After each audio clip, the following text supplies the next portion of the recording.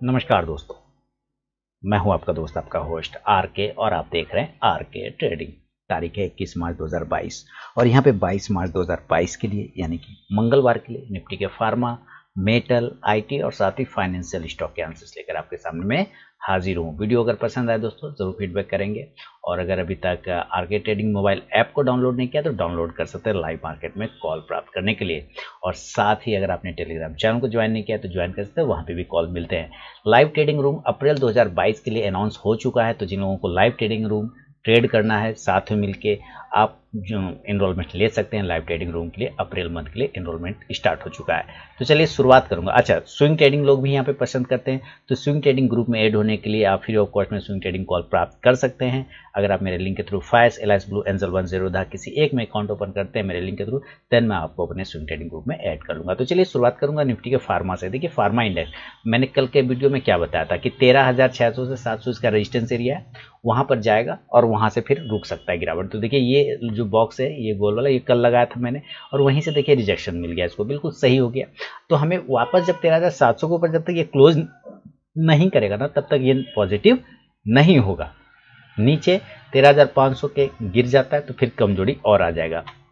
तो एस्ट्राजेनेका पे नजर रखिए, 2750 के ऊपर ही बाय लेना है, उसके पहले बाय नहीं लेना है। और सेलिंग का मूड करना हो तो 2570 के नीचे सेल करिएगा 2500 के लिए। और विंडो फार्मा 6% की तेजी रही, हालांकि तेजी तो 8% का हुआ था लेकिन इसने 6% का तेजी किया। खबरों के दम पे स्टॉक 700 के लेवल की तरफ टच कर सकता है। कल अगर ये 690 के ऊपर निकलता है 700-710 तक के टारगेट बना देगा। बायोकॉन की बात करें तो बायोकॉन धीरे धीरे अपने लोअर लेवल को होल्ड कर रहा है। 318 ये एरिया जो ना इसका काफी अच्छा जोन है, इसके नीचे नहीं आ रहा है। अगर ये नहीं आता है तो अच्छी बात है, और ऊपर अगर ब्रेक करना है तो बहुत अच्छा। 335 से 36 के एरिया को अगर ब्रेक करता है तो इंट्राडे में 340 से 45 के भी टारगेट दिखा देगा। सिप्ला की बात करें दोस्तों, देखिए सिप्ला अपसाइड में जाने के लिए 1080 का लेवल है और नीचे आने के लिए 1045 का लेवल है। तो दोनों में से जो भी लेवल ब्रेक हो जाए कल उधर ट्रेड करिए। 1045 के नीचे सेल मारिएगा, 1020 के टारगेट बन जाएंगे।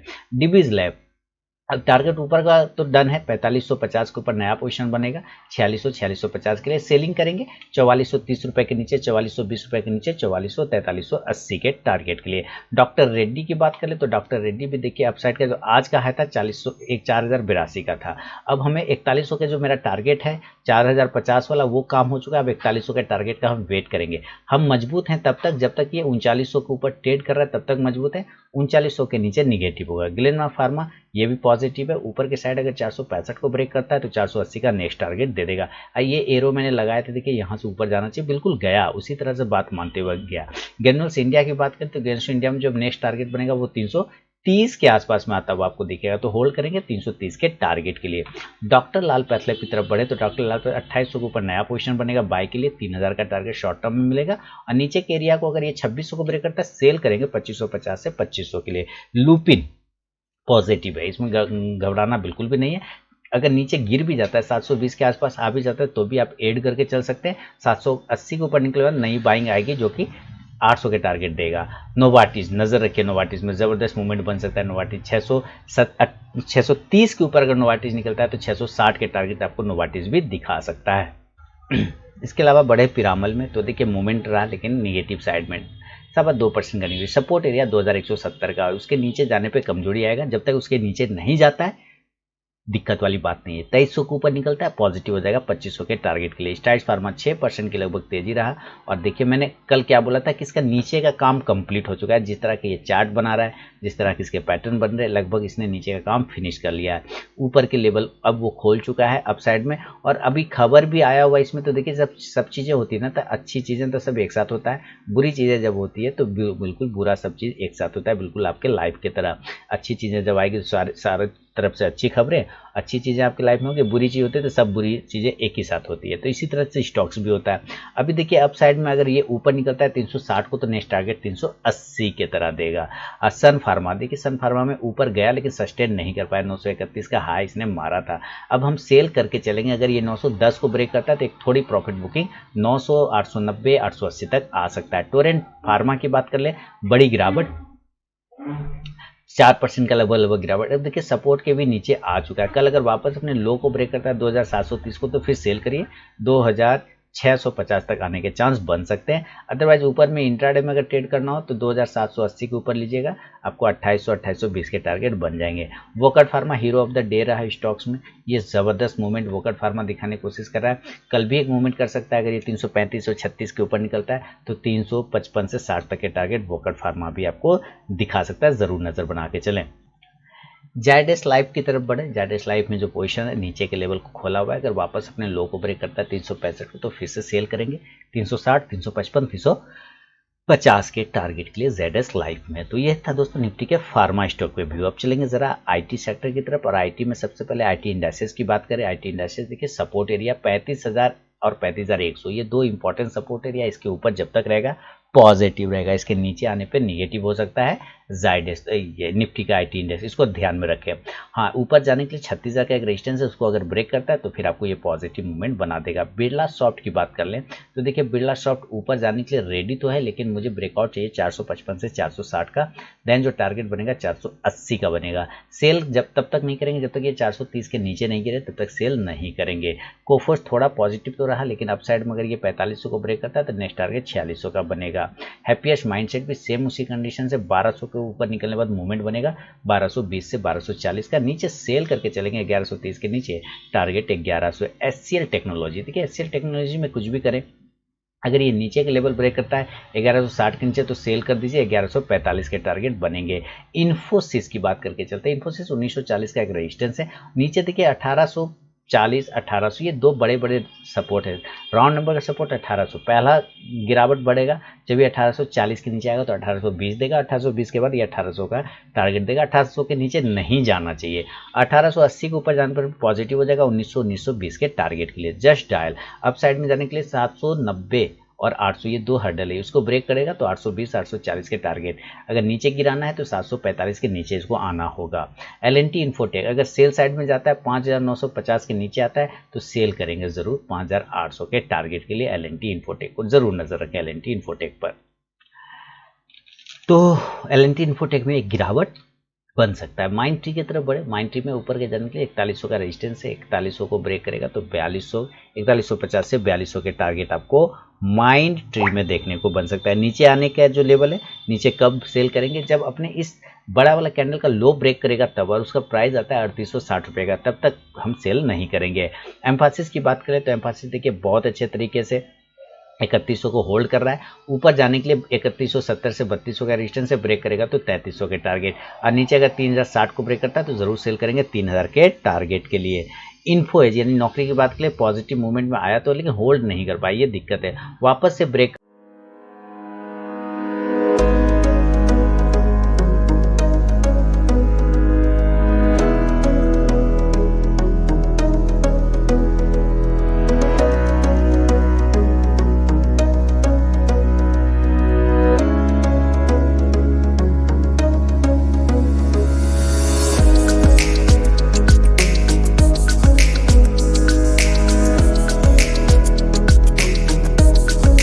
करने देते हैं 4700 को, देन फिर पोजीशन बनेगा एक बार ऊपर के लेवल 4800 के टारगेट के लिए। सेल करने का लेवल खुल सकता है, अगर ये 4600 के नीचे गिरता है तो 4600 का पहला टारगेट बनेगा आपको। इसके अलावा पेटीएम, देखिए पेटीएम में अभी भी गिरावट का दौर जारी है, तो 565 की क्लोजिंग हो गई, 560 के नीचे फिर कल अगर आता है तो फिर से एक बार सेलिंग बन जाएगा और ये 525 तक गिर के आ सकता है। अभी देखते हैं लास्ट टाइम ये कहाँ पे बॉटम बनाता है। हम लोगों को बॉटम बनने का वेट है, जब तक ये बॉटम नहीं बने, ऐसा नहीं कि एक दिन ये पॉजिटिव कैंडल आया और ये समझ लेंगे कि बॉटम हो गया, नहीं, उसके टाइम लगेंगे। अभी टाटा इलेक्सी की बात कर लेते हैं। टाटा इलेक्सी 7600 के ऊपर निकले तो पॉजिटिव होगा, अदरवाइज छोड़ देंगे। नीचे 7350 के नीचे गिरेगा तो सेल करेंगे, आपको 7000 के टारगेट मिल सकते हैं। टीसीएस की बात कर ले, अप साइड में देखिए 3700 से 3800 का एक रेजिस्टेंस है, पहले 3700 को ब्रेक करेगा तो 3800 का टारगेट देगा, और नीचे अगर 3600 को ब्रेक कर देगा तो 3400 का टारगेट देगा। 3550, 3500 और 3400 तक भी आ सकता है। कारण ये है कि देखिए सारे लोग अब इसको बायबैक में दे रहे हैं, है ना, तो जिसकी वजह से इसमें भी खरीदारी उस टाइप की आ नहीं रही। तो जारी वो जब वो सारी चीज़ खत्म हो जाएंगे, निकल जाएंगे, तब फिर इसमें एक मूवमेंट बनेगा। टेक महिंद्रा की बात करें, टेक महिंद्रा अभी भी बॉक्स एरिया में, अगर नीचे 1455 को ब्रेक करता है सेल करेंगे 1425 के लिए, और ऊपर अगर 1530 को ब्रेक करता है तो फिर बाय करेंगे 1550 से 1560 670 के लिए। विप्रो की बात करें, ठीक है विप्रो ऐसे कोई दिक्कत नहीं, 616 का आज का इसका हाई था, उसके ऊपर जाएगा तो 620 से 635 के टारगेट। सेल साइड आने के लिए 595 ब्रेक करेगा तो ज़्यादा से ज़्यादा 585 का टारगेट आपको दिखा सकता है। तो ये था दोस्तों निफ्टी के फार्मा के बाद IT पे व्यू। अब चलेंगे ज़रा मेटल इंडाइसेस में। मेटल में तेजी रहा, ऊपर के लेवल को ब्रेक किया, 6358 का हाई लगा, क्लोजिंग चाहिए 6300 के ऊपर ही। अगर उसके ऊपर ही रहता है तो आपको एक मूवमेंट बनता हुआ दिख सकता है। अगर ये अपसाइड में चला जाए तो एक अच्छे टारगेट आपको देखने को बनेगा। तो मेटल ठीक है, और कल नीचे अगर थोड़ा सा प्रॉफिट बुकिंग मिले तो कोई दिक्कत नहीं है। 6200 के नीचे आने पे थोड़ी सी गिरावट बढ़ेगा, 6300 के ऊपर जाने पे पॉजिटिव हो जाएगा ये। तो अडानी इंटरप्राइजेस पे नजर रखिए, देखिए आज 1800 के लेवल के ऊपर ट्रेड करता हुआ नजर आया, हाई मारा है इसने 1840 के आसपास का। इसके ऊपर यहाँ पर ये सस्टेन नहीं कर पाई, यही बड़ा वाला कैंडल का हाई जो है वो रजिस्टेंस है, इसके ऊपर यानी 1825 की क्लोजिंग चाहिए तो पॉजिटिव होगा।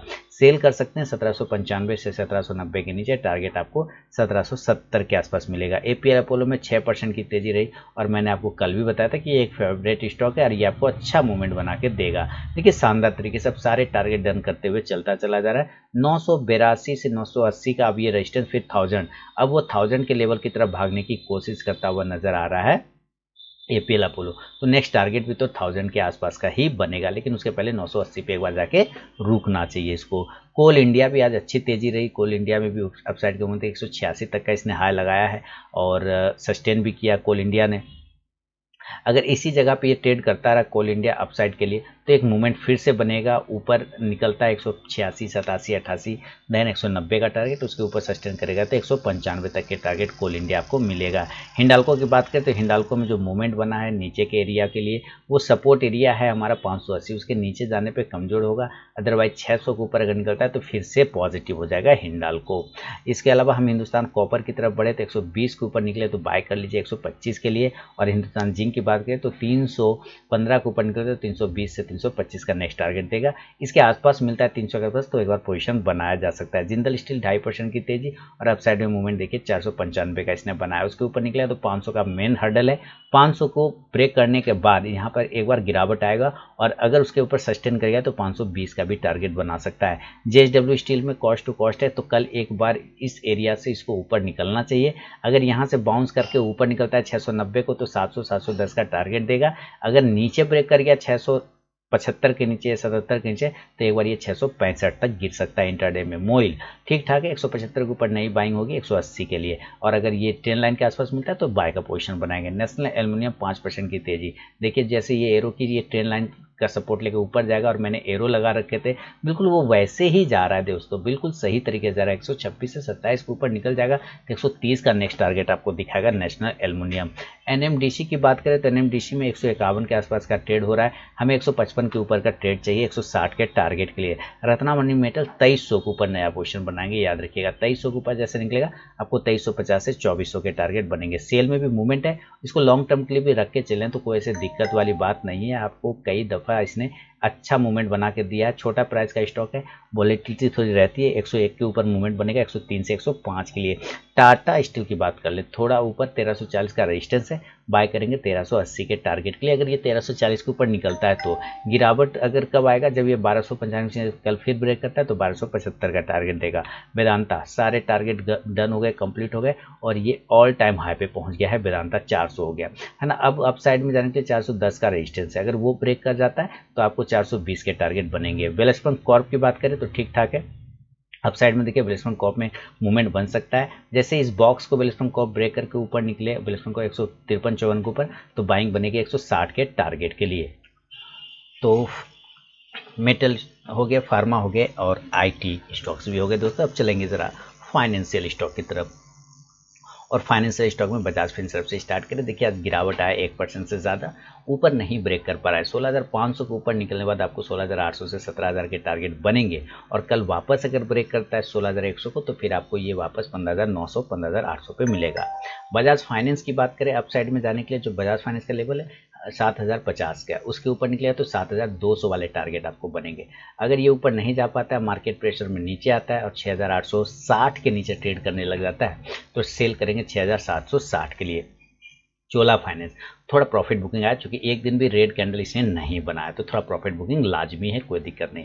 सेल करेंगे 695 के नीचे 685 के टारगेट के लिए, वापस बाय करेंगे 706, 7, 8, 9, 10 इसके ऊपर 720 के टारगेट के लिए।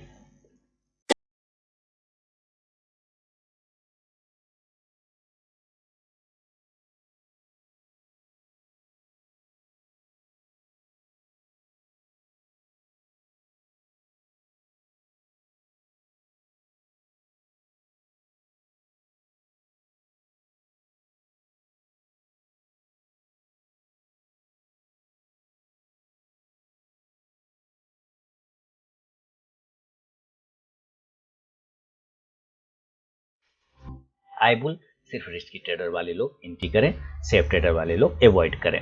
LIC हाउसिंग फाइनेंस 370 का नेक्स्ट टारगेट था, 367 से घूम गया है तो कोई दिक्कत नहीं, एक स्टॉप लॉस लगा लेंगे 350 के आसपास का, होल्ड करके चल सकते हैं।